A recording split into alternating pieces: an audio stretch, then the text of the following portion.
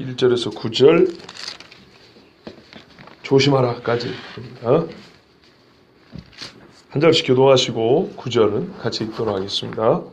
이스라엘아, 이제 내가 너희에게 가르치는 규례와 법도를 듣고 준행하라. 그리하면 너희가 살 것이요 너희 조상의 하나님 여호와께서 너희에게 주시는 땅에 들어가서 그것을 얻게 되리라. 내가 너희에게 명령하는 말을 너희는 가만히 말고 내가 너희에게 내리는 너희 하나님 여호와의 명령을 지키라. 여호와께서 바알볼의 일로 말미암아 행하신 바를 너희가 눈으로 보았거니와 바알볼을 따른 모든 사람을 너희의 하나님 여호와께서 너희 가운데서 멸망시키셨으되 오직 너희의 하나님 여호와께서 떠나지 않은 너희는 물까지 다 생존하였느니라. 내가 나의 하나님 여호와께서 명령하신 대로 규례와 법도를 너희에게 가르쳤나니 이는 너희가 들어가서 기업으로 차지할 땅에서 그대로 행하게 하려 함인즉 너희는 지켜야 이것이 여러 민족 앞에서 너희의 지혜요 너희의 지식이라. 그들이 이 모든 규례를 듣고 이르기를 이 큰 나라 사람은 과연 지혜와 지식이 있는 백성이로다 하리라. 우리 하나님 여호와께서 우리가 그에게 기도할 때마다 우리에게 가까이 하심과 같이 그 신이 가까이 함을 얻은 큰 나라가 어디 있느냐. 오늘 내가 너희에게 선포하는 이 율법과 같이 그 규례와 법도가 흥미로운 큰 나라가 어디 있느냐. 오직 너는 스스로 삼가며 내 마음을 힘써 지키라. 그리하여 내가 눈으로 본 그 일을 잊어버리지 말라. 내가 생존하는 날 동안에 그 일들이 내 마음에서 떠나지 않도록 조심하라. 아멘. 기도하겠습니다. 하나님, 우리에게 살 수 있는 말씀을 주셔서 감사합니다. 오늘도 살리는 말씀을 듣고자 하는 정말 생존의 영성이 있게 하여 주셨고, 성령께서 이 광야에 있는 자들이 주신 말씀이 오늘 우리에게 주신 말씀으로 들려지며 믿어지며 순종하는 시간 되게 하여 주시옵소서. 정말 하나님의 모든 말씀은 이렇게 명료하고 분명합니다. 하나님, 분명한 말씀 주셨으니 모른다 하지 않게 하시고 비껴가지 않게 하시고 말씀과 맞닥뜨리며 깨어질 것은 깨어지고 세워질 것은 세워지고 말씀과 동행하는 하나님의 자녀들 되게 하여 주시옵소서. 예수 그리스도의 이름으로 기도합니다. 아멘.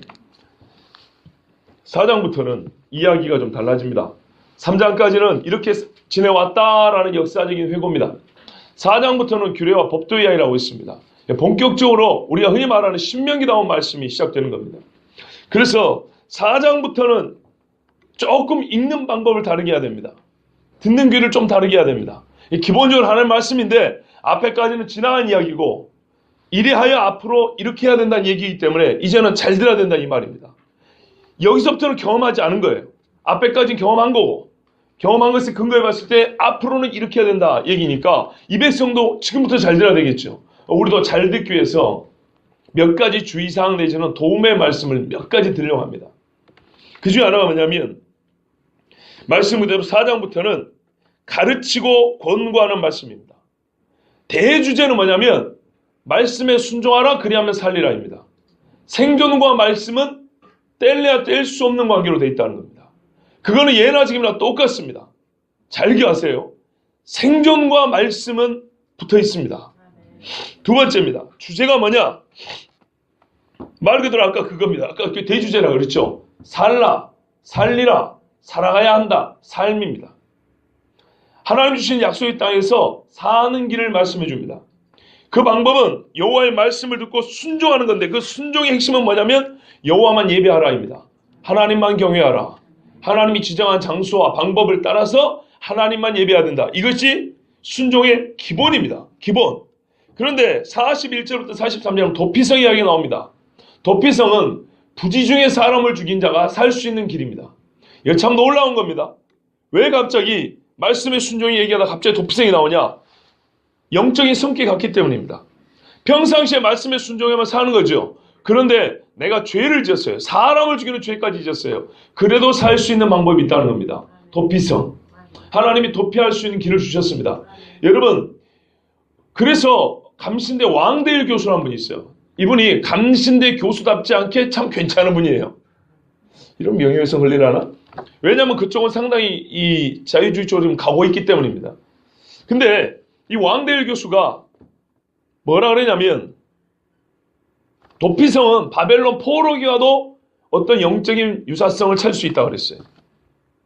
봐보세요. 하나님 말씀 지켜라 순종해라 하는데 사람을 죽였어요. 그럼 죽어야 되죠. 살 수 있는 방법 어떻게 해요? 도피성이 들어가서 대제사장이 죽기까지입니다. 근데 이스라엘 하나님을 버렸어요. 하나님이 바벨론을 보냈습니다. 근데 바벨론에 보내진 사람이 누군지 아세요? 포로기를 겪긴 했지만 살아남은 사람들입니다. 죄 지은 사람들 중에 전쟁에서 바로 죽지 않냐고 그래도 남겨놓은 사람들입니다. 그 사람들이 바벨론 와서 돌아올 수 있는 씨가 됩니다. 남은 그루터기가 된다고요. 이사야 6장에 그루터기. 나무가 베졌는데 다 죽은 거 아닙니까? 잘 봐라, 그루터기가 이만큼 남아있다. 이것이 나중에 자란다 이렇게 됐거든요. 그런 사람들이 바벨론 포로기로 끌려간 사람들입니다. 거기서 이 사람들은 70년 동안 어떤 의미에서는 보호를 받습니다. 하나님의 엄청난 보호를 받죠. 하만의 계략에서도 보호를 받습니다. 그리고 돌아옵니다. 그런데 여기서 하나 알아야 될 게 있습니다, 여러분. 성경이 가르쳐 줍니다. 왜 70년인지 아세요? 하나님이 7자를 좋아하니까 그러죠. 성경이 뭐라면요? 너희가 땅을 안식하지 않은 날 동안 내가 안식하게 하리니 그랬어요. 안식일 어긴 날수가 70년입니다. 봐보세요. 일주일에 하루가 안식일입니다. 7분의 1입니다. 그럼 7을 곱해보세요. 70년이면 490년어치 안식일 안 지켰다는 얘기예요. 490년 동안 일주일에 한 번씩 안식일을 안 지킨 걸 모아놓으면 70년이 나오는 거예요. 계산이 그렇게 나옵니다. 아시겠죠? 이스라엘이 가나안 땅에 들어가서 하나님이 이 땅을 너희에게 쫓아낼 때까지 안식일 안 지킨 날수를 뭡니까? 490년 동안 70년만큼의 안식일을 안 지킨 거예요. 365를 70을 곱해보세요. 며칠인가? 이렇게 많이 안 지킨 거예요. 1년에 52, 3주 되죠. 52주로 잡고 1년에 52주씩, 그러니까 52일씩 안식일을 안 지켜서 70년어치 안 지킨 거예요. 너희가 하나님이 주신 땅에 안식하라 한 날을 어긴 만큼 나는 너희를 강제로 쫓아내서 이 땅, 내 땅을 안식하게 하리라 그랬어요. 하나님은 셈법이 정확하신 분이에요. 원래 그대로면 죽어야 됩니다. 근데 남겨두셨어요. 셈법이 정확하셔서 공의로우시고 살려주시기에 은혜로우신 분이에요. 잘 보셔야 돼요. 이게 신명기에 드러나 있습니다. 이 말씀이, 이 하나님의 생명의 원리가 신명기에 나와 있어요. 자, 규례와 법도를 지키라고 했습니다. 이건 하나님의 말씀을 다르게 표현한 건데요. 그래서 이 규례와 법도를 지키는 걸 보면 여호와 경외하는 줄 안다 그랬어요. 너희의 마음이 하나님에 붙어있는 줄 안다 그랬어요. 그것을 보면 어떻게 해요? 그 사람은 사는 겁니다. 약속의 땅에 들어가서 과연 이방인들의 땅 속에서 너희가 어떻게 내 백성으로 사는지 내 법을 가지고 지키는지 한번 보리라 그랬어요. 땅이 중요합니다. 그런데 이 모든 명령은 어떻게 해요? 은혜의 바탕을 둡니다. 나는 너희를 애굽에서 끌어냈다. 말도 안 되는 이 가나안 땅에 정말 너희를 인도했고 들여냈다. 들였다. 이 땅을 너희에게 주었다. 너희 조상이 아무것도 안 할 때 아브라함이 약속한 걸 나는 그대로 지켰다. 그래서 어떻게 해요? 너희는 이곳에서 하나님의 은혜 백성답게 살라는 거예요. 은혜 백성답게.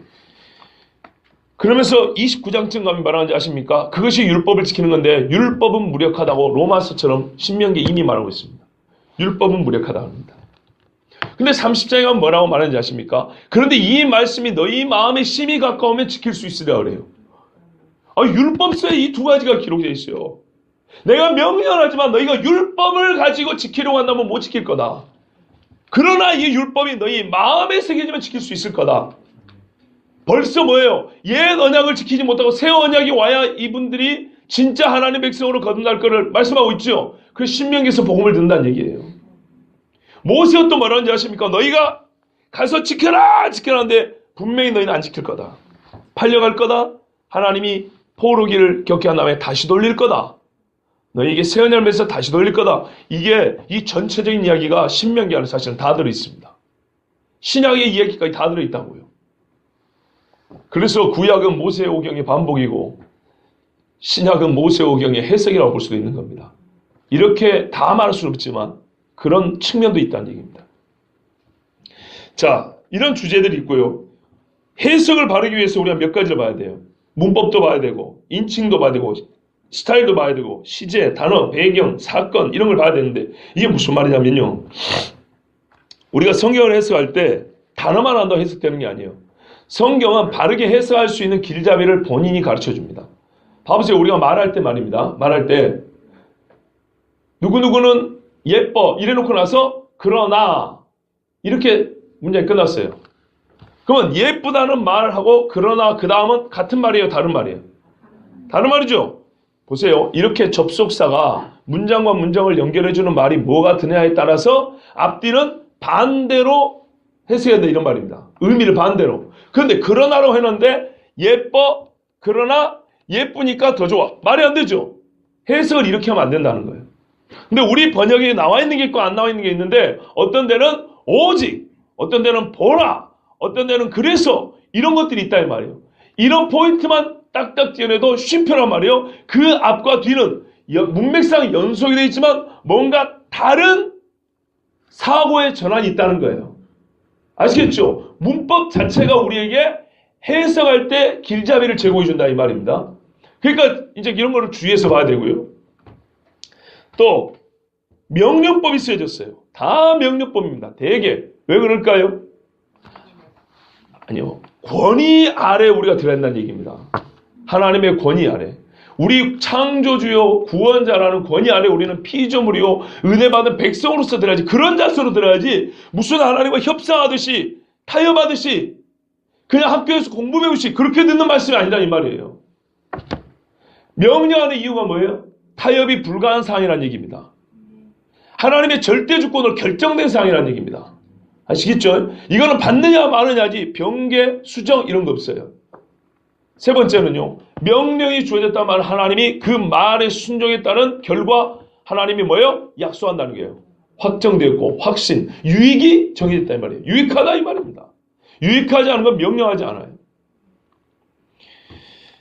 그리고 몇 가지 주의해야 될 단어들이 있습니다. 제가 이제 좀 짤막짤막이 넘어갑니다. 시간을 이거기 때문에 많이 잡을 수가 없기 때문에. 오늘 말씀에도 보면 뭐 규례와 법도 번역에 따라 좀 다른데요. 그렇죠. 규례와 법도. 규례는 뭐냐면 하나님의 사람이라면 반드시 지켜야 될 법입니다. 그러니까 이스라엘 사람들이란 반드시 보통 법도는 모든 인간이라면 지켜야 될 도리들. 아시겠죠? 모든 인간에게 준 이야기 이스라엘에게 특별히 준 말씀. 은혜의 백성들. 그런 것이고요. 또 계명이 있죠. 이 계명은 하나님의 왕권과 주권을 강조하는 그런 뜻입니다. 사실은 다 같은 말이에요. 그런데 약간의 특징을 가지고 말하고 있는 것입니다. 예수님도 그리스도, 인자, 하나님의 아들 이렇게 부를 때마다 예수님이 갖고 있는 영적 의미를 우리가 다채롭게 배울 수 있죠. 깊게 배울 수 있고 그런 것입니다. 길, 구체적인 삶의 방식 그걸 제시해 주는 겁니다. 증언은 보통 언약을 의미할 때 쓰는 겁니다. 언약. 법은요. 하나님이 이스라엘의 언약주로서 요구하시는 모든 말씀의 총체입니다. 법은 강제성도 있고요.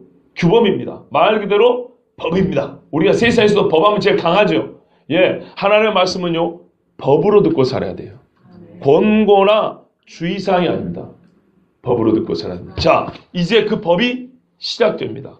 무엇부터 주어진지를 잘 보세요. 이스라엘아, 이제 내가 너희에게 가르치는 법규와 법도를 듣고 준행하라. 규례와 법도를 듣고 준행하라. 그랬습니다. 이스라엘이 해야 될 것은 뭐냐면요. 하나님의 법도, 규례를 듣는 겁니다. 하나님의 백성이 먼저 해야 될 것은 듣는 것부터입니다. 들은 다음에는요. 죄송하지만 생각 없이 살아가는 것이 아니고 곧장 행함이 연결돼야 됩니다. 들음과 순종 사이에는요. 시차를 허용하지 않습니다. 아시겠죠? 듣고 중간에 고민하여보라. 따져보라. 여건을 한번 형편을 한번 이렇게 살펴보라. 이런 말이 아니에요. 바로 행하랍니다. 하나님이 이미 살펴주시고 그거는 하나님이 해주셨어요. 내가 할 문제가 아니에요. 이스라엘입니다. 하나님의 이름으로 불려지는 백성은 하나님의 법도와 규례를 반드시 들어야 되고 듣고 난 다음에 준행해야 됩니다. 듣지 않으면 준행할 수 없다는 뜻이기도 합니다. 그런데요. 모세를 통해서 가르칩니다. 하나님은 각자의 귀를 열고 말씀해 주시고 하지만 기록을 한 다음에 그 기록을 통해서 가르치는 자를 세웁니다. 그리고 그 말씀을 전하게 하십니다. 그래서 부족하지만 저 같은 사람도 있는 겁니다. 보십시오. 그 다음에 그리하면 너희가 살 것이요 그랬어요. 그리하면 너희가 어쩐다고요? 산다고요. 사는 방법 딱 한 가지입니다. 그런데 여기서 재밌는 게 있어요. 사람이 먹어야 삽니까? 안 먹어도 살 수 있습니까? 먹어야 살죠. 그런데 뭘 먼저 먹으라는 얘기입니까? 하나님의 말씀을 먼저 먹으라는 얘기입니다. 그렇지요. 마귀가 시험한 게 첫 번째 그거 아닙니까? 떡 만들어 먹어라. 사람이 떡으로만 사는 것이 아니요 하나님 입에서 나오는 모든 말씀으로 살 것이니라. 이걸 어디서 확인한지 아십니까? 하나님이 광야가 아니라 먹을 것이 넘쳐나는 가나안에서 확인해 보십니다. 이제 그랬거든요. 1절에 보세요. 이제. 지금까지는 어린 백성이라 광야에서 하나님 많이 돌봐주셨어요. 이제는 구름기둥 불기둥 없어요. 만나 안 내려줍니다. 너희가 농사지어 먹고 살아라. 우리 신앙도요. 어느 정도 잘하면 어떻게 해야 돼요? 자가발전이 돼야 돼요. 자가발전. 항상 옆에서 따뜻거려주고 손잡아주고 물론 많이 무너지면 잡아줘야죠. 그런데 늘 그런 건 아니에요. 이 정도 40년 하나님이 지켜주시고 구해주시고 돌봐주셨으면 이제는 어느 정도 잘해야 되냐? 지금부터는 듣고 순행하기를 배워야 되는 겁니다. 그렇게 해야 되는 것입니다. 그리하면 너희가 살 것이요 너희 조상의 하나님 여호와께서 너희에게 주시는 땅에 들어서 그것을 얻게 되리라. 땅을 얻는 것부터 그 땅에서 사는 것. 여러분 땅이 없으면 어떻게 살겠어요? 못 살죠. 예. 그래서 하나님이 땅은 여호와의 것이요 내 것이니 땅을 사고 팔지 말 것이나 그러고 희년마다 돌이켜주라고 했습니다. 제가 작년 가을에 10월 달에 이 경제와 자본, 금융에 대해서 잘 모르는 사람이 어설프게 공부를 좀 하고 설교를 조금 하다 말았어요. 그리고 좀 연구해서 다시 한번 나중에 말씀드리겠습니다. 그랬는데 1년이 넘어버렸어요. 왜 그러냐면 그동안에 무슨 공부를 안 해서가 아니고 우리는요 어떤 주제는 편하게 듣는 반면에 어떤 주제는 매우 불편하게 듣기 때문에 아직 여러분이 들을 준비가 안 됐다고 생각해서 안 하는 겁니다. 무시하는 게 아니에요. 시간이 필요하다는 거예요. 예, 시간이. 너무나 충격적으로 들릴까봐 시간이 필요하다는 거예요. 그러나 경제학자가 아닌 사회학자, 정치가, 경제학자 이렇게 종합해서 1500년대, 600년대 이 사이에 벌써 한 5, 600년 전에 소위 똑똑하다는 사람들이 우리 삶에 있어서 이렇게 먹고 살기 힘든 이유가 뭐냐라고 했을 때 그들이 가장 근본적으로 꼽은 문제는 땅이었습니다. 땅의 사유화입니다. 땅의 사유화. 놀라운 이야기죠. 왜 그런지 아십니까? 땅을 사유하기 위해서는 권력이 필요합니다. 정경유착이라는 말 들어보셨죠? 그렇죠? 정치와 경제가 이렇게 서로 손잡고 쎄쎄쎄하고 있다는 얘기죠. 그런데 그러면 우리가 내 집도 없고 내 땅도 없냐? 아니요. 성경에 기업을 줬잖아요. 그런데 뭐라 그랬어요? 50년이 지나면 돌리라 그랬어요. 뭐 영원히 이 땅에서 살 것처럼 우리가 헛된 꿈을 꾸지 않아요. 무슨 말인지 아시겠어요? 빈부격차도 많이 줄어들 수 있습니다. 룻기를 보세요. 룻기에서는 하나님의 언약 앞에서의 계보를 있는 것도 보지만 바른 경제관도 배울 수 있습니다. 그렇게 돌이키는 거예요. 남자들이 셋 다 죽어버렸어요. 아시겠죠? 땅 다 팔아먹고 갔다 왔고 다 죽어버렸는데 그 기업물자에서 그 땅을 찾아주는 겁니다. 기업물자는 그 집에 기업을 다 되돌켜주고 그 사람까지 다시 세워주는 겁니다. 한 무너진 집을 다시 세워주는 겁니다. 여러분 이것이 수백 년 수천 년 동안에 지켜져 왔다고 한번 생각을 해보세요. 요즘같이 대학원까지 나오고도 일자리 없이 이렇게 살지는 않았을 겁니다. 이거는요 벌써 500년 전에 경제학자들이 얘기한 게 아니에요. 정치가들도 얘기하는 거예요. 사회학자들도 얘기한 거예요. 그런데 안타까운 건 뭐냐? 저나 여러분이나 그런 책은 시험에 안 나오니까 안 본다는 겁니다. 성경과 다르면 죽는 겁니다. 성경과 다르게 살면은 우리가 잘 사는 것 같고 멋지게 사는 것 같지만 다 속는 겁니다. 이스라엘 백성이 곧 있으면 전쟁에 나서 바벨론을 다 끌려갈 것을 알았습니까? 몰랐습니까? 몰랐어요. 눈앞에 군사가 와도 설마니 예레미야 혼자 떠들고 다 아니라는데 설마니 종말은 그렇게 온다고 그랬어요. 내가 너에게 명령하니를 너희는 가감하지 말고 우리가 가감한 게 엄청나게 많아요. 진짜로 너무너무 많아요. 시대가 변했다는 구실로 세대가 달라졌다는 구실로 21세기 과학시대고 학문이 발달했다는 이유로 얼마나 많이 가감한지 몰라요. 인정할 거 인정해야죠. 내가 너희에게 내리는 너희 하나님의 명령을 지키라 그랬어요. 하나님 여호와의 명령이에요. 여호와라고 우리가 알고 있는 그분의 명령이에요. 사람의 이야기가 아니란 말입니다. 여러분 아직도 한 목사가 설교를 그렇게 하는데 이렇게 말씀을 나누지 마세요. 오늘 들은 하나님의 말씀 이렇게 얘기를 하세요. 예? 제 이름을 팔아먹지 말라고요. 제 권위를 가지고 말씀을 받아들이냐 안 받느냐 그러지 마시라고요. 적어도 제가 설교하든 우리 전도사님들이 누가 설교하든 간에 그게 하나님의 말씀이라 싶으면 그 다음부터는 나눌 때 말이죠. 오늘 우리에게 주신 하나님의 말씀에 따르면 이렇게 대화를 하세요. 하나님의 말씀을 지키는 거예요.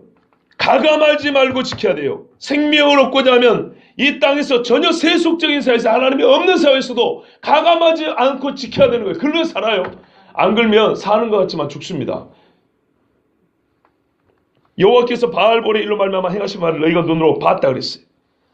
바알볼을 따라서 어떻게 됐습니까? 너희 가운데서 멸망시켜 다 죽여버렸어요. 하루에 23,000명. 얼마나 무지막지한지 봐보세요. 하루에 23,000명. 그리고 총 24,000명. 1,000명은 후유증으로 죽은 사람이에요. 전염병이 시작된 그날 23,000명 죽었어요. 얼마나 무지막지한 병인지 아시겠죠? 예? 그런데 왜 멸망했어요?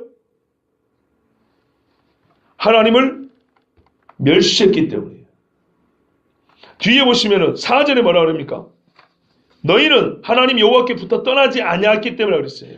그래서 생존했다. 하나님을 떠나면 죽어요. 우리가 지금 신명기에서 어떤 주제를 듣고 있다고요? 생존, 삶의 이야기를 듣습니다. 먹을 거 중요하지만 사는 거는 뭐부터라고요? 하나님의 말씀을 듣는 것부터. 그래서 9절에 뭐라고 합니까? 마음을 지키라는 거예요. 마음을 지키라. 요 이야기부터 시작합니다. 하나님의 법도는 이것부터예요. 영육이 강건하면 뭐가 먼저입니까? 영혼이 강건함 같이. 예? 하나님 우리가 살게 주는데 먹을 거는 그 다음이고 제발 내 말을 좀 듣고 지켜라 그럽니다. 제발. 주여. 요한 1서에 보면은 태초부터 우리가 들은 이 생명의 말씀을 우리는 우리로 듣고 눈으로 보았고 자세히 살펴보았고 손으로 만졌다 그랬어요. 바알볼의 사건은 그런 사건이라는 얘기입니다. 우리가 봤고 들었고 손으로 만진 내 식구의 시체를 내가 묻은 사건이에요. 왜 그렇습니까? 광야 2세대들입니다. 선배들의 삶을 다 봤습니다. 60만이 다 죽었어요. 그러고 나서 다시 60만을 채워진데 얼마나 감사합니까? 전쟁도 옛날에 선배들은 졌는데 우리는 이겼어요. 이제 들어갈 만하다, 이길 만하다 했는데 음행과 우상숭배 한 방에 넘어가 버렸어요. 얼마나 별 볼 일 없는 것인가를 우리가 알았죠. 뭐가 없으면요, 하나님의 말씀이 여기서 뺏기면, 여기서 사라지면 반드시 귀신의 말이 들어옵니다. 반드시. 그래서 우리가 미혹되지 말란 말을 자주 듣는 겁니다. 미혹. 여러분 하나 물어볼게요. 목이 잘리면 지옥 갑니까? 마음을 뺏기면 지옥 갑니까? 확실하십시오. 목이 잘린다고 지옥 가요? 마음을 뺏기면 지옥 가요? 그런데 왜 수요일 날들은 종말에 관한 예수님의 예언에서는 육신이 겪는 고난 이야기가 그렇게 많습니까? 왜 그 말씀을 줬을까요? 아마 여기에 3분의 2 정도는 들으신 것 같은데 젊은 분들 빼고는 한번 생각해 보세요. 젊은 분들은 이게 좀 그래도 도매증이 좀 빠르니까 한번 생각해 보세요. 잘 보세요. 육신의 목이 끊어진다고 지옥 가는 거 아니에요. 종말에 관한 이야기를 예수님이 예언해 주신 것은 결론은 뭐라고? 구원받으라는 거죠. 그렇죠? 이 생명의 복음을 떠나지 말고 구원받으라는 거예요. 그런데 왜? 그럼 마음 지킬 이야기만 하면 되지.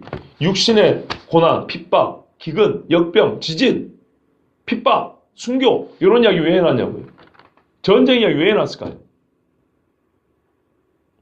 그런 일로 말미암아 굶는다고 지옥 가는 거 아니에요. 그런 일로 말미암아 병 걸린다고 지옥 가는 것도 아니에요. 그런 일로 말미암아 진짜 목이 떨어진다고 지옥 가는 거 아니에요. 그런데 그런 일로 말미암아 마음이 떠나면 지옥 가는 거예요.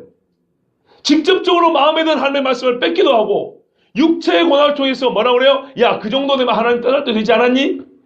니네 하나님이 살아계시면 그렇게 너를 방치하겠어? 너희 하나님이 그렇게 기도하는데 안 들어줘? 그럼 어떻게 돼요? 굶고 아프고 병들고 매맞고 할 때 어떻게 될까요? 마음이 약해져서 떠난다고요. 그러면 구원을 잃는 겁니다. 그러면 마귀밥이 되는 겁니다. 결론은 그래서 이제 방학했으니까 청년들 꼭 수요일날 나오세요. 미혹되지 말라 중간에 갈비뼈처럼 있어요. 이렇게 미혹되지 말라. 여기에 근육이 연결돼서 다른 말씀들이 붙어 있다고요. 왜 중간중간에 계속 미혹되지 말라 그래요? 결론은 이런 일들 때문에 미혹당하면 죽는다는 거예요. 마음이 떠나면 죽는다는 거예요. 예? 마귀는요, 마음을 뺏을 수 있는 방법을 알아요. 첫째는 하나님의 말씀을 빼버리는 거죠. 아니면 의심하게 만듭니다. 아니면 하나님 말씀보다 더 땡기는 것들을 눈앞에 둡니다. 말씀을 지키는 것이 너무너무 힘들게 만들어버립니다. 그래서 어떻게 합니까? 마음을 뺐습니다. 욥의 위대함이 그거 아닙니까? 다윗의 위대함도 그거 아니에요. 예? 그가 고난을 이겼는데 고난을 이겼다는 말의 뜻이 뭐예요? 살아남았다는 얘기입니까? 아니요. 그 고난 중에 여호와를 떠나지 않았다는 것이 고난을 이겼다는 뜻이에요. 떠나지 않은 사람은 생존했다는 거예요. 우상의 제물과 음행의 유혹에 뭐가요? 마음이 떠나지 않은 거예요. 하나님 앞에서. 그래서 그 사람들은 그 죄를 짓지 않았어요. 그 미끼를 물지 않았어요. 그래서 생존했다 분명히 말씀합니다. 삶과 죽음의 법칙은 정확해요. 둘 중에 하나입니다. 왜냐하면 그 법을 하나님이 정하셨기 때문이에요. 내가 나의 하나님 여호와께서 명령하신 대로 규례와 법들을 너에게 가르쳤나니 모세의 할 일이 이것이었습니다. 죄수도 하는 일이 이겁니다. 이는 너희가 들어서 기업으로 차지할 땅 기업입니다. 하나님이 이에 계속 상속분으로 준 땅입니다. 그대로 행하게 하려 함인즉 가르치는 건요 듣고 깨닫기만 하는 것이 아니라 행하게 하려고 준 겁니다. 하는 말씀은 아주 단순합니다. 행하게 하려 준 겁니다. 너희는 지켜 행하라. 반복해서 나오는 말이 뭐예요? 행하라 지키라 행하라 지키라죠. 4장에서 명령법이 제일 많이 나오는 데는 어디냐면 9절입니다. 1절부터 9절까지 사입니다. 이것이 여러분 앞에서 너희의 지혜요 너희의 지식이라. 멋집니다. 지혜와 지식은요 책에서 쌓는 게 아니에요. 인생 경험에서 쌓는 게 아니에요. 지혜와 지식은 하나님의 말씀을 듣고 행할 때 쌓입니다. 사실은. 그렇지 않습니까?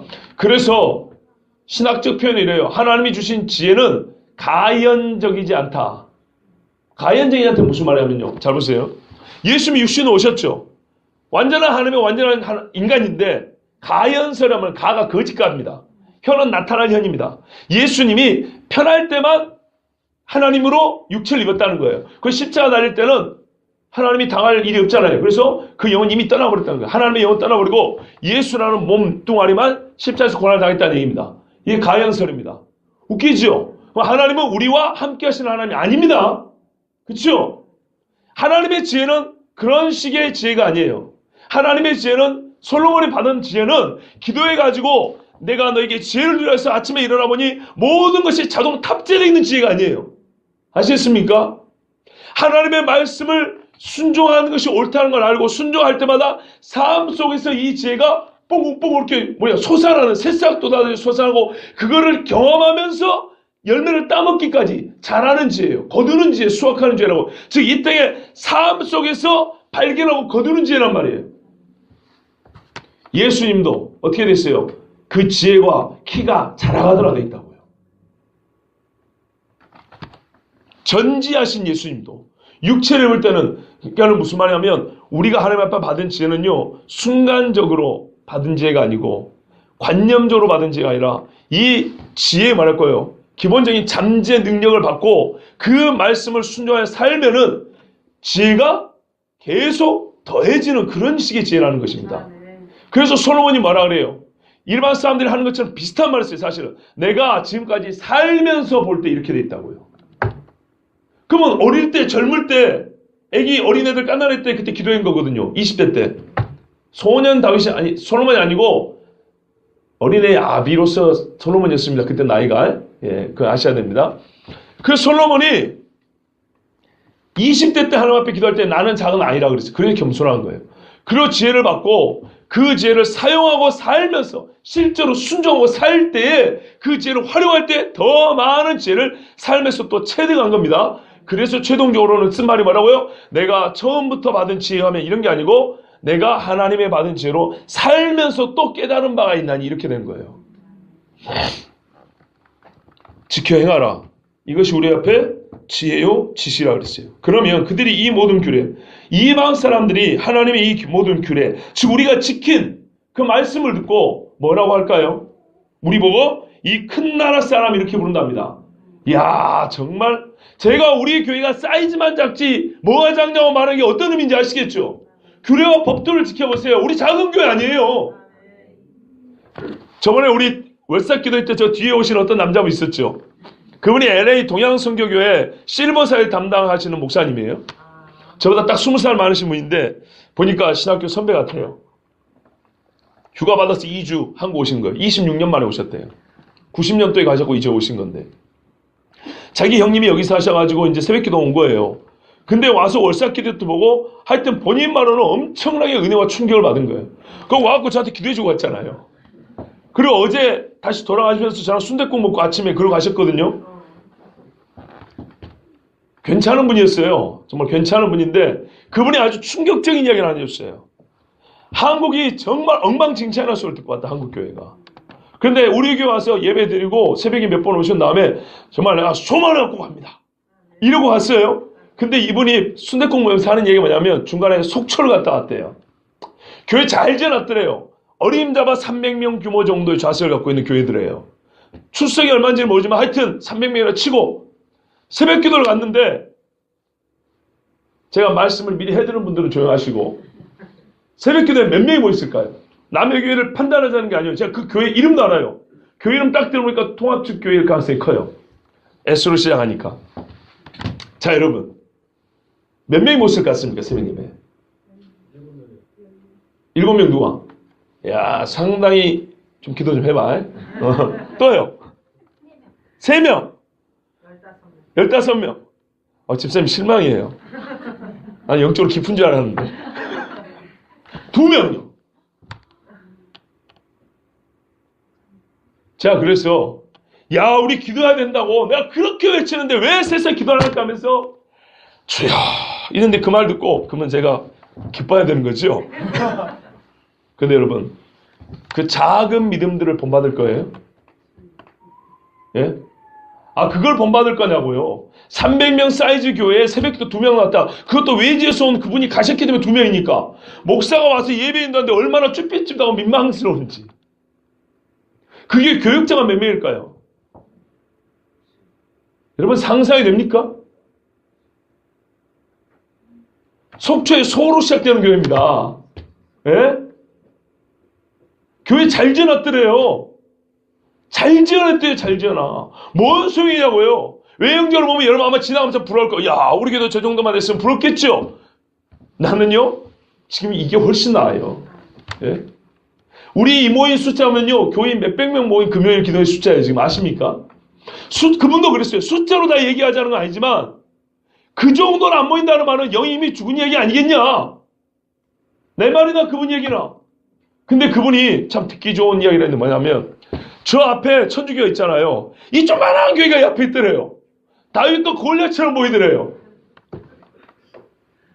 근데 여러분 좋지 않습니까? 사이즈 얘기 아니잖아요. 다윗처럼 보인다잖아요. 작아도 다윗이 이기지 않습니까? 예? 그런 자부심을 믿고 애써 오신 목사님이 말해주었는데 여러분 어떻게 하실래요? 겨우겨우 나가고 예배드리고 막 어쩔 수 없이 하고 기도하고 우리가 고작 그래야 되겠습니까? 그분 가지고 미국 가서 소문 낸대요 이제. 예? 아 어쩌실 거예요?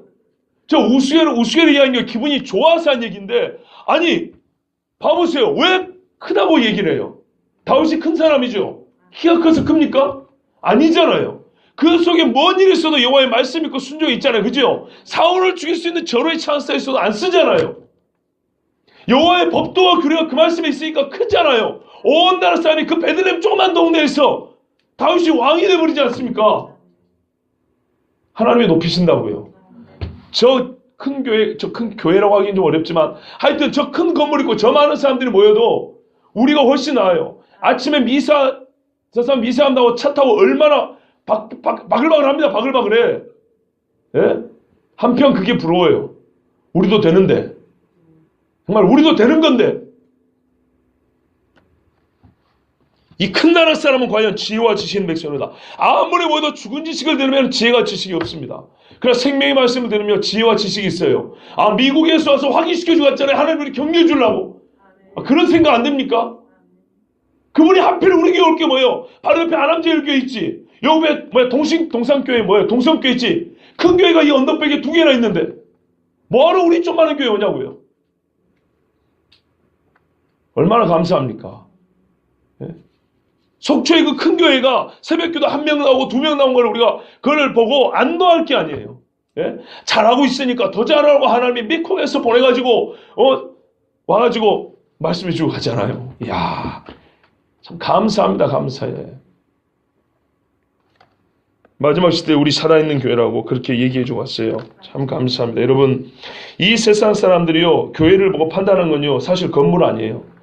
세상에 더 큰 건물 많아요. 그런데 어떤 교회를 두려워하는지 아세요? 하나님의 말씀 지켜버리는 교회 무서워요. 말씀 선포하는 교회 만만하게 생각 안 해요. 불편해서 미워할지는 모르지만요, 자기들 손에 쪼물락쪼물락씩 다 절대 그렇게 생각 안 해요. 왜 세상에서 쪼물락쪼물락 할 수 있는 우스운 교회가 되어버리기로 생각하십니까? 우리가 그랬다는 게 지금 한국 교회를 두고 하는 게예요. 왜 교회들이 세상 사람들이 우습게 여길 수 있는 교회가 되는 걸 알면서도 스스로 그렇게 방치하냐 이 말이에요. 크다고 본다잖아요. 뭐하면?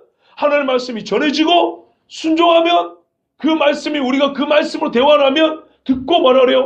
이 나라 백성은 공의가 있기 때문에 두려워한다 그랬어요. 8절 봐보세요. 8절 끝부분에 공의로운 나라가 어딨냐? 그 규례와 법도가 공의로운 큰 나라가 어딨냐? 이렇게 한다 그랬어요. 세상 어느 종교에 대해요. 윤리와 도덕으로 볼지라도 우리 성경만한 가르침이 없어요. 근데 스스로 우리가 안 지키니까 우습게 돼버렸어요. 종이쪼가리 돼버렸어요. 종이쪼가리.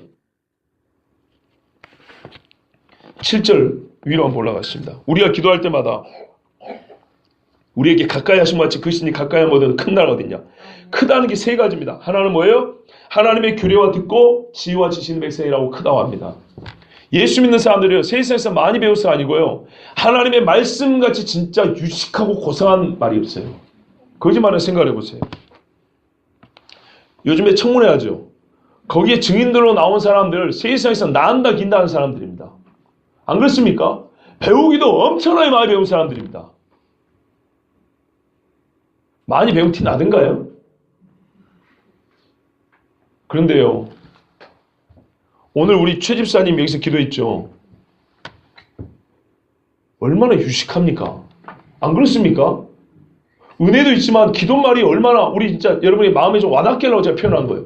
얼마나 기도말이 유식한가 한번 생각해 보세요. 평상시 저분이 그런 말 안 쓰거든요. 집에서 쓰는 말이 아니에요.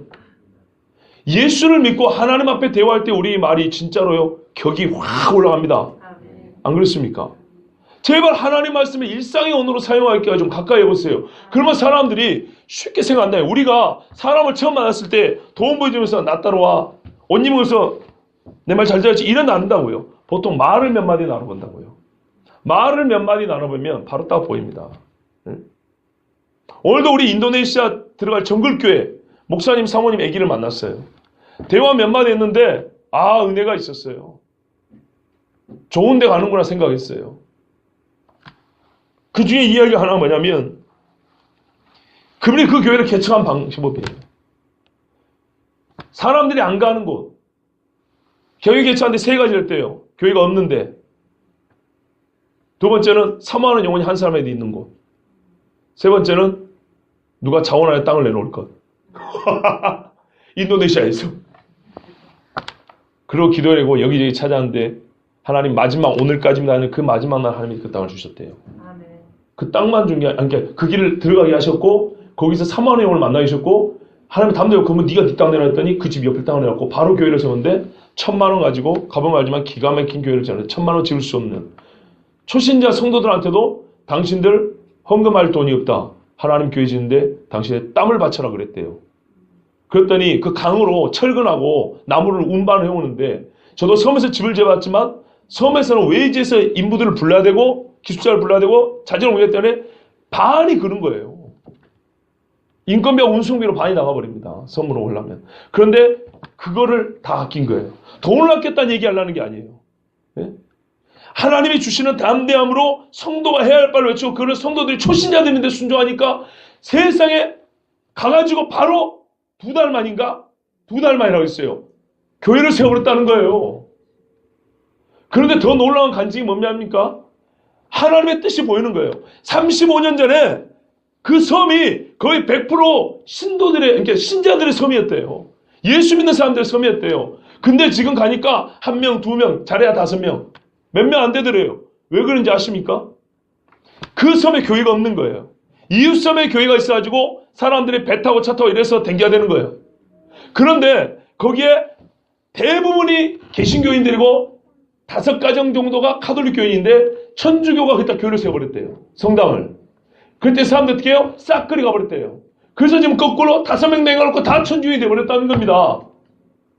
여기서 우리가 중요한 걸 배울 수 있어요. 네 마음을 지켜라는 이유를 아시겠죠? 그들이 따른 이유가 뭐예요? 지켜야 될 규례와 법대로 똑바로 못 배운 거예요. 교회는 되겠지만.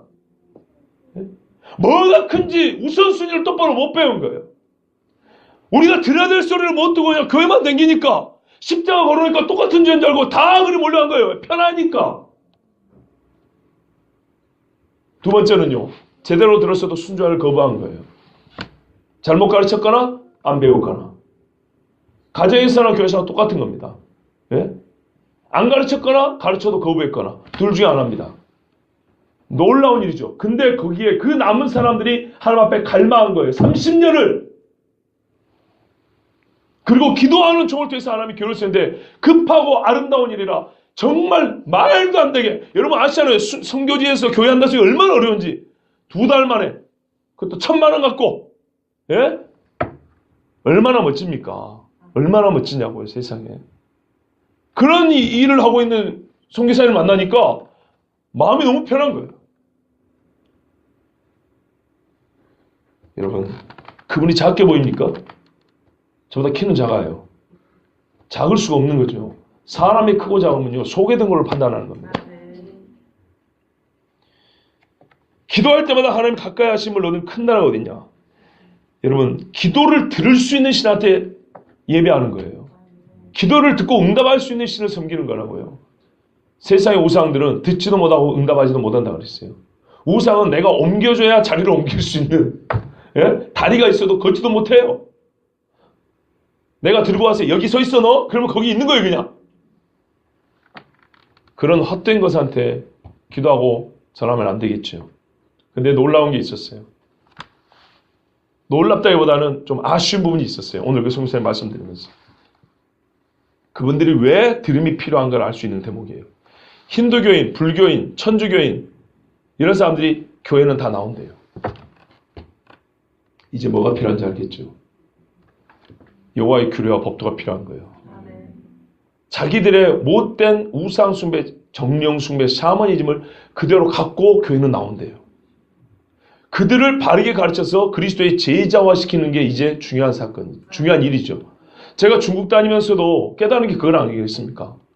열정은 많이 올라왔는데 분별력이 없어서 어디로 가야 할 바를 모르는, 즉 교회가 이제 서는 거예요. 신자 한 사람 한 사람이 아니라 신자들의 모임은 하나님의 집인 교회가 세워져야 되는데 교회를 세울 영적 분별력과 기둥 같은 일꾼들이 세워져야 되는데 지금은 중국 교회가 그 단계라는 걸 제가 깨달았어요. 그래서 우리 앞선 세대는 중국에 불을 붙이는 힘을 썼다면 후세대인 우리 세대는 중국의 성도의 교회, 즉 하나님의 집을 짓는 시대구나. 이걸 깨달았어요. 근데 거기도 마찬가지인 거예요. 진짜 하나님의 교회를 세우려고 하니까 바른 가르침이 필요한 거예요. 그래서 우리가 어린이 사역할 때에도 진짜 방향을 얻었어요. 이슬람을 믿으면서 천주교를 믿으면서 교회는 나온다는 거예요. 이리 왔다 저리 왔다 한다는 거예요. 아무렇지도 않게. 그 아무렇지도 않은 자들의 귀 속에 뭘 들어요? 진짜 기도할 리가 누구냐?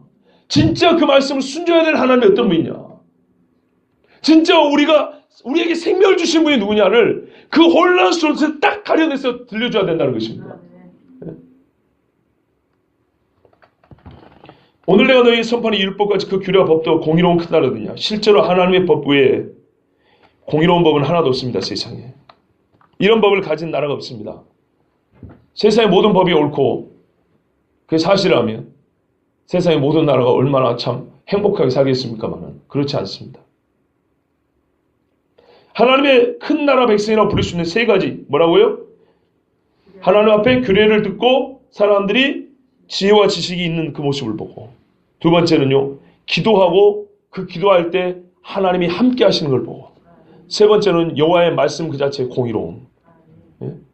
이것이 누구를 통해 증거돼야 돼요? 성도의 우리를 통해서 증거돼야 된다고요. 그런데 300명 교회 새벽기도 1명 나오는 교회가 가하겠습니까? 가능하겠습니까? 솔직히 한번 생각해 보자고요. 주일날 예배를 안 드리는데 이게 가능하겠습니까?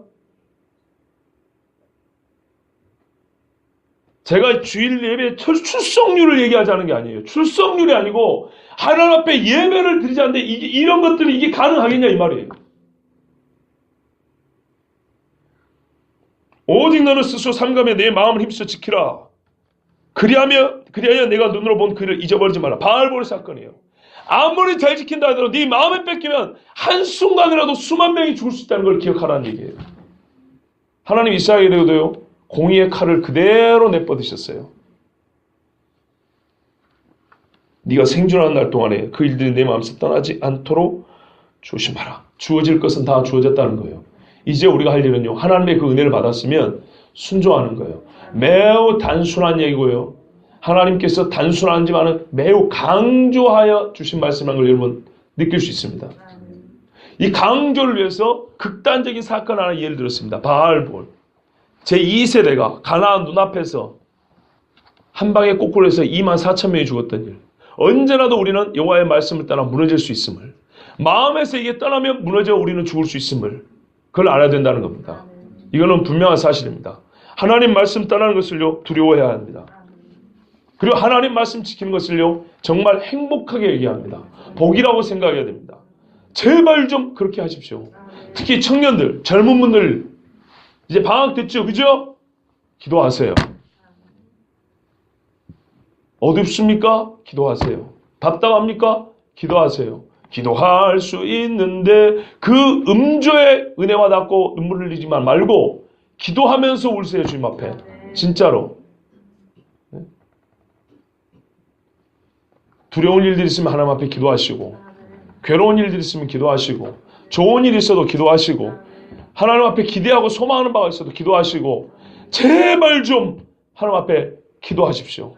시대가 어두울수록 믿는 사람들이 뭐예요? 크다는 증거를 어떻게 나타냈어요? 기도하셔야죠. 예? 다윗 같은 교회는 안 그럽니까? 작지만 강한 교회, 실제로 작지 않은 교회. 저는 그런 의식을 가지고 지금 이 자리에 서 있습니다. 여러분은 어떤 생각을 갖고 지금 예배하고 우리 교회 교인으로 지금 신앙생활 하십니까? 이 건물도 작은 거 아닙니다. 우리 수도 적은 수 아닙니다. 더 큰 것이 있습니다. 우리 속에 든 것입니다. 여호와의 큰 규례와 법도가 있습니다. 제발 이것만큼 뺏기지 마세요. 목이 떨어지더라도 구원 받습니다. 마음이 하나님 말씀에서 떨어지면 구원을 못 받습니다. 그래서 오늘 마음을 지키라고 먼저 말씀 주신 거예요. 마지막에 최종적으로 우리가 주님 앞에 서기 일보 직전에 내 마음을 지켰습니다라고 하나님 앞에 말할 수 있길 바랍니다. 주님, 제가 마음을 지켰습니다. 정말 이 고백을 하고 죽을 수 있는 사람이 몇 명이나 될 것 같습니까? 교회 다니는 수많은 성도들 중에 진짜로 물론 힘이 없어서 입을 못 벌지만 마음 속으로라도 주님, 제가 바울이 그러잖아요. 내가 마지막까지 나의 달려갈 길을 다 했다고 그랬어요. 최선을 다해서 경주했습니다. 여러분, 뉴스의 말입니다. 어느 뉴스에 마지막 멘트, 그 앵커가 하는 말이 있어요. 그 말을 들을 때 막 가슴이 울컥하는 게 있어요. 뭔지 아십니까? 저희는 내일도 최선을 다하겠습니다. 이러고 뉴스를 마쳐요. 나는 근데 그 멘트를 맨날 해요. 인사말이 길잖아요. 왜? 짧게. 감사합니다. 저희는 내일도 최선을 다하겠습니다. 이러고 마치는데 그 말 들을 때마다 가슴이 울컥울컥해요. 또 하나 몇 년 전에, 2년 전에 이순신 명랑해전인가? 영화가 있었죠. 그 명랑해전 영화에 이순신이 뭘까요? 이렇게 좌천됐다가 고문당하다가 다시 겨우 추스렸고 다시 그 해군 사령관이 되지 않습니까? 요즘 말로 하면. 근데 저기 진도 앞바 울돌목에서 군함 3척으로 일본 군함 300척하고 거의 몇 대 몇이에요? 30대 1게임입니다. 근데 과연 이길 수 있겠냐 할 때 이순신이 뭐라고 말하냐면 신에게는 아직도 12척의 군함이 있습니다. 군선이 있습니다. 이렇게 말했다고요. 세상의 장군도 배 12척 남았기 때문에 해볼만 하답니다. 제가 그 말을 들으면서 우리 몇 명이냐 도대체. 이 해볼 만한 이 싸움 아니냐. 한번 생각을 해보세요, 여러분. 12척, 13척 가고 300척하고 붙는다는 게 말이 됩니까? 그런데 그 전쟁에 나서는 장군의 말이 신에게 맡기십시오. 아직 우리는 12척이 남아있습니다. 13척이 남아서 이러고 갔단 말이에요. 그 영화 보면서 이야, 하나님의 종인 우리가 별 볼 일 없구나. 우리는 얼마나 세상의 셈법이 빨라가지고 이것저것 계산하는 게 많은가. 예? 12척 갖고도 300척을 맞서 싸우겠다고. 세상의 뉴스를 전하는 앵커도 우리는 내일도 최선을 다하겠습니다. 이렇게 말하는데 우리 그리스도인은 한번 해보고 힘들어 안 해요? 하나님 앞에 며칠 기도해보고 대답 안 해주면 그냥 떠나버려요? 말씀 지켜오라고 해보다가 아이고 아닌가 보다 하고 시대가 변했는데 막 이러면서 하나님이 우리를 떠났는가 보다, 하나님 말씀이 요즘에 안 통한가 보다 막 이래버려요? 얼마나 우습습니까? 여러분, 뉴스 앵커가 말이죠, 그 한마디라고 낮춰도 그 사람이 헛된 소리 하는데 이렇게 안 보이고요, 크게 보여요. 사람이 위대하게 보여요. 영화지만은 신에게는 아직도 12척의 군세에 나왔을 때 미안할 때 사람 어떻게 해요? 이순신 별로 키 큰 사람 아닙니다. 능력이 없었고 나이 40대 갖고 장군 된 사람입니다. 급제한 사람이라고, 젊을 때 못 해먹고 세상만 하면 무능력한 사람이라고요. 막차 탄 사람이라고요. 그런데 뭐라 그래요? 자기 능력이 출중해서가 아니라 그 마음이 뭐라 그래요? 충성돼요. 아직 우리는 13척이 남아있습니다. 이런다고요. 그런데 우리가 이 위대한 말씀의 검을 갖고 있으면서도, 성령이 함께한다고 하면서도, 기도할 수 있는데도 불구하고, 하나님이 힘을 가지고 싸울 수 있는 무기를 얼마나 많이 줬는데도 불구하고 전혀 써먹지도 않고, 왜 하나님이 우리와 함께하지 않으면서 자기 할 것 게으른 것 다 펴면서 하나님이 어딨냐고, 하나님이 나 안 도와주고 안 사랑한다고. 예? 왜 하나님을 믿는다는 사람이 하나님을 이렇게 우스문으로 만들어버리세요? 왜 이렇게 하나님을, 작은 하나님을 만들어요? 내가 말이에요, 내가.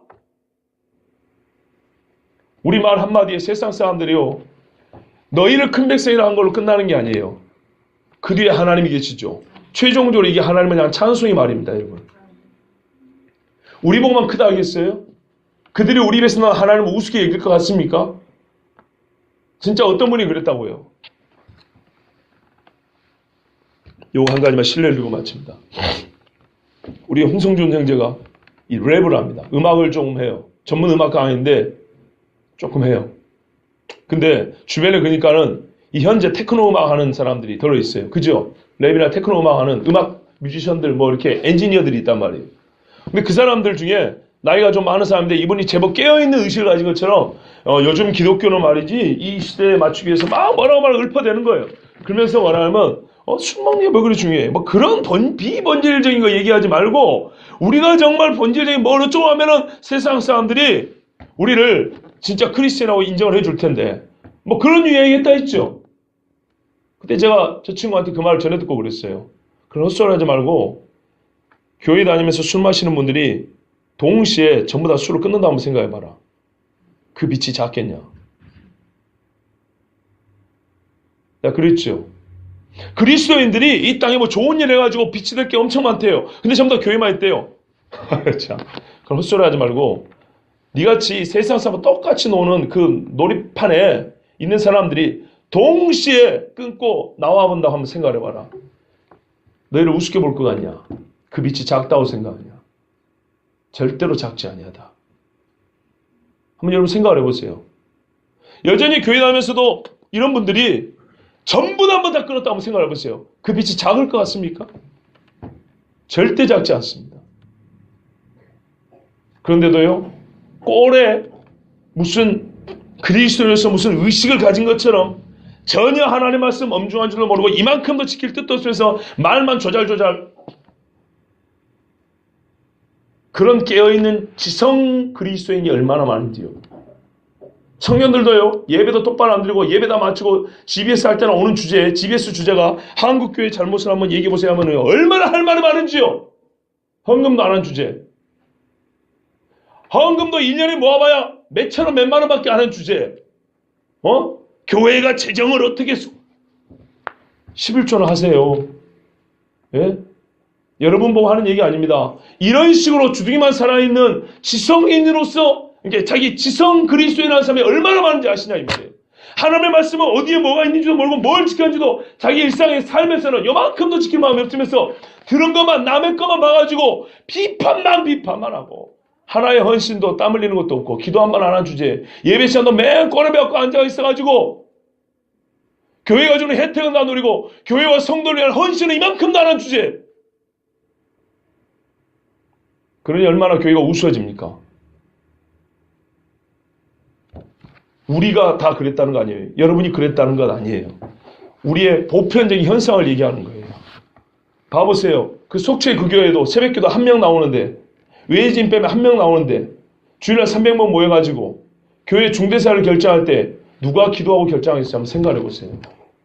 전주에 있는 모 교회 1400명 주일날 모이는데 금요기도에 교역자들이 10명이에요. 그 교회 15명 나오니까 성도가 5명 나온 거예요. 그 교회에서 대형 사업한 다음에는 얼마나 자기도 말 좀 해야겠다고 낯선 사람이 많겠습니까? 교회가 어디로 가겠어요? 한번 생각을 해보세요. 교회마다 일이 나면요 기도하는 사람은 없어요. 말하는 사람 많아도 그 말을 하나님을 향하여 정말 하나님 도와달라고 기도하는 사람이 없어요. 다 알아요. 길이 뭔지 알고 답이 뭔지 알아요. 하나님은 길을 공주에 깔아놓는 게 아니라 땅바닥에 깔아놨기 때문에 우리가 이 땅을 건너 살면서 어디로 갈지 다 가르쳐줬다고요. 그래 안 들어요. 그게 사는 길인데. 그래서 신명기 말씀이 이렇게 시작하는 거예요. 네? 땅만 얻었다고 되는 게 아니에요. 곡초지만 얻었다고 사는 게 아니고요. 짐승들이 풀 뜯어먹을 땅이 없고 물 마실 강물이 주어졌다고 사는 게 아니에요. 마음이 뺏기면 죽는 겁니다. 우리 이 시대 교인들이 뺏긴 건 마음이에요. 마음. 하나님 앞에 힘든 일이 있어도 기도할 마음이 없고 마음이 답답해도 하나님의 말씀을 보시니 듣고 싶은 마음이 없고 사리사욕의 눈이 얻어서 자기 스승 귀를 가려줄 귀를 근질근질는 그 급한 방이 있다면서요. 그런 데를 찾아가듯이 교회를 찾아가는 거예요. 그러면 세상 사람 어떻게 해요? 우습게 봐요. 요즘 여러분 세계 최대로 큰 교회라는 게 어디예요? 여기도 순모교회죠. 그 교회가 지금 큰 교회입니까? 여러분 마음속에 큰 교회로 자리 잡고 있습니까? 우러러보고 존경할 만한 교회로 자리 잡고 있습니까? 안 그러죠? 언제부터 그렇게 됐어요? 언제부터요? 무슨 일 때문에? 여호와의 말씀이 그 교회에서 준행되지 않냐고 온전히 선포되지 않냐할 때 그렇게 되는 거예요. 같은 교회들도 그렇게 보는 겁니다. 저는요 우리 교회가 겉으로 보기에는 아무리 사이즈가 작아도 그렇게 우수인 교회가 되지 않기를 바랍니다. 그런 신앙생활 하려면 그냥 가세요. 다른 데로. 아니면은 저를 보내시든지 여러분이 가시든지 방법은 둘 중에 하나밖에 없어요. 나는 그렇게 생각합니다. 진짜 시대는 마지막을 하는데 마지막 정신을 가지고 마지막적인 신앙생활을 해야 되는데 그럴 마음이 없으면 뭐하러 저렇게 불편하게 얼굴 마주보고 있을 이유가 있습니까? 다시 한번 특별히 우리 젊은 분들에게 얘기합니다. 여러분 우리 여기 인권사님도 계시는데 앉아있기가 지금 엄청 불편하세요. 새벽에 4시에 나와서 이거 기도를 하십니다. 깨어서 기도해야 됩니다. 네? 여러분 나이 70 다 돼갖고 새벽 기도 할 수 있을 것 같습니까? 자신 있어요? 젊을 때 습관이 안 되면요 진짜 어려운 겁니다. 성경 필사? 그게 쉽게 될 것 같습니까? 하나님 말씀에 대한 경외함이나 최소한의 이만큼의 삼함이었으면 그거 안 되는 겁니다. 그냥 목사가 말했으니까 한다고 생각하면 되던가요? 목사가 말했으니까 갖고는 잘 안 돼요. 그게 되는 일이 아니에요. 땅 쓰는 건 될 수 있어도 성경 쓰는 건 되는 게 아니에요. 그렇게 되는 게 아니에요.